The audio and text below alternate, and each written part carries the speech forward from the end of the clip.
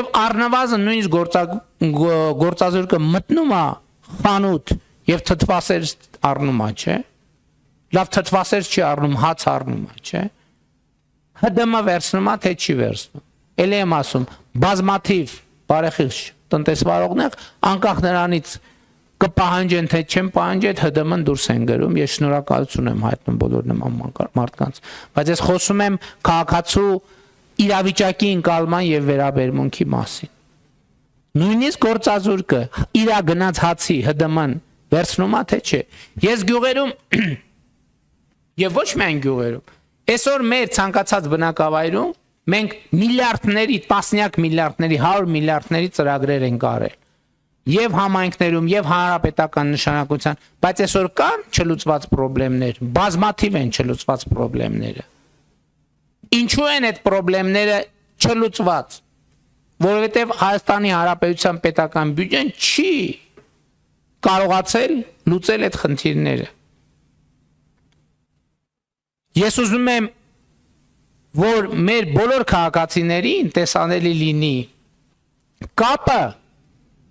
Ընդ որում ես խոստովանում եմ, որ շատ երկար ժամանակ ես էլ ինձ համար բանը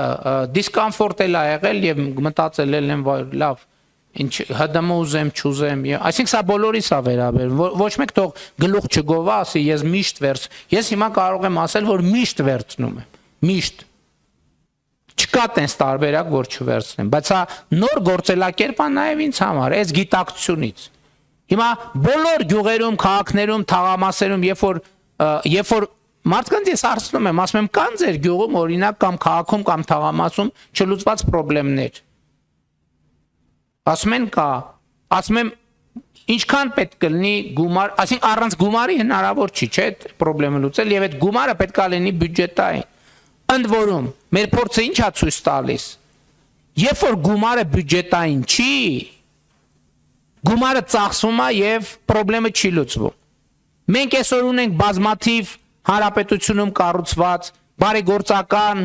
տրամաբանությամբ մանկապարտեզներ, միջև մենք պետական բյուջեն տեր չի կանգնել այդ մանկապարտեզներին, դպրոցներին, չգիտեմ, զբոսայգիներին, մնացած բաներին, որովհետեւ այդ բոլոր կամ հիմնական մեծ մասը ցավոք սրտի այդ այսպես կոչված բարեգործական նպատակներով կառուցված բաները իրանք մի ռեպորտաժի կյանք ունեն կամ 4 ռեպորտաժի կյանք, որտեղ հավաքվեցինք, նկարվեցինք եւ ես անկեղծ ասած ես շատ բան ունեմ, նյարդ ունեմ կուտակված այն դեպքի համար, երբ որ մարդիկ ասենք ենթադրենք 100,000 դրամի բարեգործություն են անում, 4 միլիոն դոլարի գովազդ են անում իրանց, այսինքն 100,000 դոլար ծախսում են մի հատ պուլպուլակ սարքելու վրա, հետո 4 միլիոն դոլար ծախսում են լրատվամիջոցների եւ սոցիալական ցանցերի վրա։ Ու բանի բարեգործի բան է այն մեծ sense դոշի կեսը փակող մեդալները վրեքներից կախած ման են գալիս։ Սա էլի մեր հանրային ընկալման բաների մասին է։ Ես օրինակ որտեղ տեսնում եմ բարեգործություն,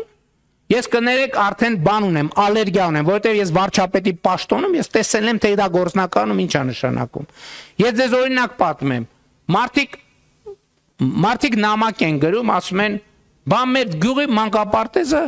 չասեմ որ գյուղի, չի գործում մեր գյուղի մանկապարտեզը, բա նոր կառուցված մանկապարտեզը, սենց ոնց կլինի եւ այլ, հետաքրքրվում ենք, ես ինչ մանկապարտեզը։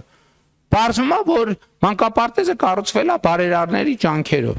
կառուցվել է, բացումը արվել է, ռեպորտաժները գնացել են, վյուները ապահովել են, լայքերը ապահովել են, կոմենտները ապահովել են, մեդալը կախվել է, անունները քանդակվել է պատերին, ոսկետար, բանի ադամանդակուր եւ այլն եւ այլն։ Ու բանը պարզա երեկոյան ընթրիկ, առավոտյան խաշ եւ բոլորը արդեն ծրվել են։ Եվ դրանից մի ամիս հետո մանկապարտեզը փակվել է, ինչու՞։ Որովհետեւ հոսանքի պարտք ունի։ Եվ պարզ չի ով պետք է վճարի։ Ջրի պարտք ունի։ Աշխատողները աշխատել են, բա ով է վճարելու իրանց աշխատավարձը։ Եվ այլն եւ այսպես շարունակ։ Իհարկե հիմա այդ մանկապարտեզը գործում է, որովհետեւ կառավարությունը իր որոշումներով դա դրել է այդ թվում համենքային եւ մենք այդ պահից արգելել ենք, հույս ունեմ, ես գոնե այդպես եմ հանձնարարել, արգելել ենք ցանկացած նախագիծ, որը կառավարության սահմանած ստանդարտի մեջ չի, որը այդ թվում համայնքային կամ պետական բյուջեի տրամաբանության մեջ է դրված եւ այդ տրամաբանության մեջ է աշխատում։ Եվ հետեւաբար հարգելի գործընկերներ, պետական բյուջեն յուրաքանչյուր ընտանիքի բարեկեցության վրա ավելի շատ գումար է ծախսում, քան ցանկացած առանձին վերցրած ընտանիք։